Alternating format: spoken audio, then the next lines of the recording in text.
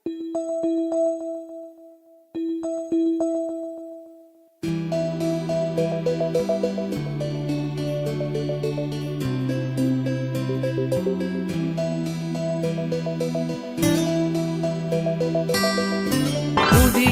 படைப்பாய் புவியினை மாற்றும் புனிதத்தின் ஆவியே, வரங்களை பொழியும் வளம் நிறைவூற்றே பரிசுத்த ஆவியே.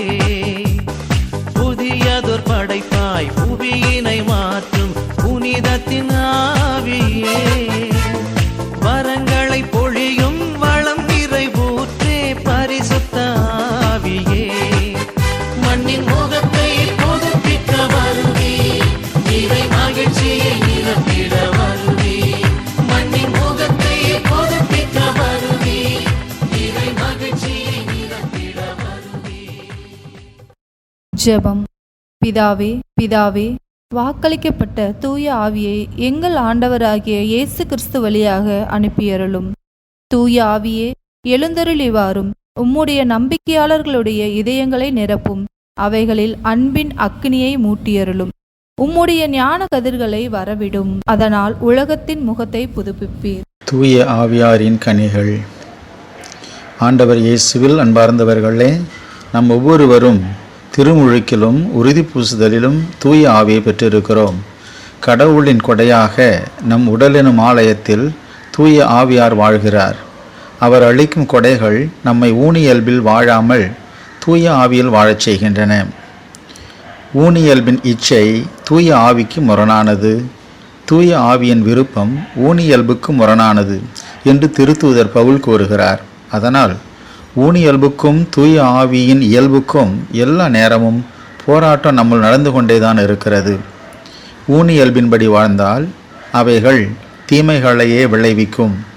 ஆனால் தூய ஆவியில் வாழ்ந்தால் அது விளைவிக்கும் கனிகளோ அன்பு, மகிழ்ச்சி, அமைதி, பொறுமை, பரிவு, நன்னயம், நம்பிக்கை, கனிவு, தன்னடக்கம் ஆகும்.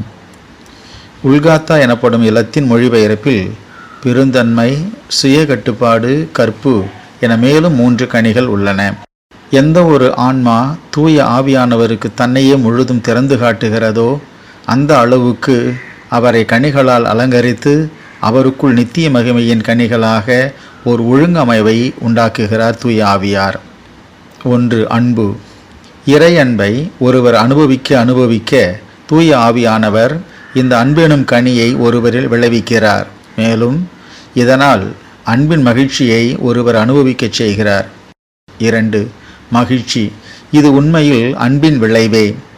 இறையன்பை நாம் சுவைப்பதோடு அல்லாமல் அவரையே பற்றி கொள்வதால் அவரிடமிருந்து அனுபவித்த அன்பை பிறரோடு பகிர்வதால் வரும் தெய்வீக மகிழ்ச்சியாகும். 3. அமைதி. அன்பின் மகிழ்ச்சியை ஒருவர் அனுபவிக்க அவருள் ஆவியானவர் விளைவிக்கும் கனியே அமைதி ஆகும்.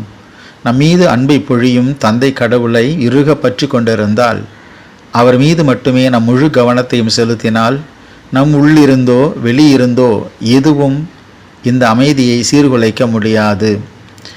4. பொறுமை. தீமை மிரட்டும் போது எந்த கலக்கமுமின்றி பொறுமையாய் இருக்க தூய ஆவியார் அருளும் கனியே இந்த பொறுமை ஆகும். அதனால் விளையும் துன்பத்தை தாங்குவதால் அது அருளாக மாற்றப்படுகிறது. துன்பங்களையும் துயரங்களையும் தேடி தேடி அவைகளை ஆண்டவருக்கு மகிழ்ச்சியோடு ஒப்புக்கொடுக்க இந்த ஆன்மா ஆவல் கொள்கிறது. இது வேத சாட்சியத்துக்கு ஓர் ஆன்மாவை தயாரிக்கிறது. 5. பரிவு. இதை இரக்கம் அல்லது கருணை என்றும் அழைக்கிறோம். கடவுளின் அன்பையும் இரக்கத்தையும் மன்னிப்பையும் அனுபவித்து அந்த அன்பின் மகிழ்ச்சியில் அமைதியும் பொறுமையும் காணும் ஓர் ஆன்மா தன் அருகில் இருப்போரின் மேல் இரக்கமும் பரிவும் கொள்வதை இயல்பாக கொள்கிறது. 6. நன்னயம். கடவுளின் அன்பை இரக்கத்தை அனுபவித்து அந்த அன்பின் மகிழ்ச்சியில் அமைதியும் பொறுமையும் காணும் ஓர் ஆன்மா தன் அருகில் இருப்போர் மேல் கருணை முகம் காட்டுவதோடு நில்லாமல் அவருக்கு எந்நேரமும் நன்மை செய்ய ஆவல் கொள்கிறது. 7. பெருந்தன்மை. பிறருடனான உறவில் ஒரு பெருந்தன்மையாக நடந்து கொள்ள இக்கனி உதவுகிறது. விட்டு கொடுத்தல், மன்னித்தல் போன்ற செயல்பாடுகளால் ஒரு பெரிய மனுஷனாக நடந்து கொள்ளல் ஆகும். 8. கனிவு, அல்லது சாந்தம். இயேசுவைப் போல கனிவும் மனத்தாண்மையும் கொள்ளச் செய்கிறது. இது வெறும் பொறுமையாய் இருத்தல் அல்ல, மாறாக அடிப்பவனையும் அணைக்கும் குணம். 9. தன்னடக்கம் அல்லது இச்சை அடக்கம். தூய ஆவியின் கனிகளுக்கு எதிரான ஊனியல்பின் இச்சைகளை எதிர்கொள்ளும் போது தப்பிக்க இது உதவுகிறது. ஊனியல்பின் இச்சைகளை தூண்டும் சொல் செயல்களை தவிர்க்க உதவுகிறது. உதாரணம், பிறரின் உணர்வுகளை தூண்டாத விதத்தில் ஆடைகள் அணிய இது தூண்டுகிறது. 10. நம்பிக்கை. இது இறை நம்பிக்கை எனும் கொடை அல்ல, மாறாக பிறரின் நம்பிக்கையை பெறுவது, நம்பகத்தன்மையுடன் வாழ்வது, விசுவாசமாக இருப்பது. 11. சுய கட்டுப்பாடு. இது ஐம்புலன்களை கட்டுப்படுத்தி வாழ உதவுகிறது, மேலும் ஒழுக்க நெறிகளில் ஈடுபாடு கொள்ளச் செய்கிறது.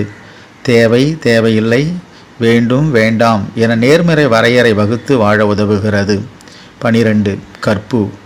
இக்கனியை கொண்டோர் காம இச்சைகளிலிருந்து தப்பிக்க இது வழி செய்கிறது.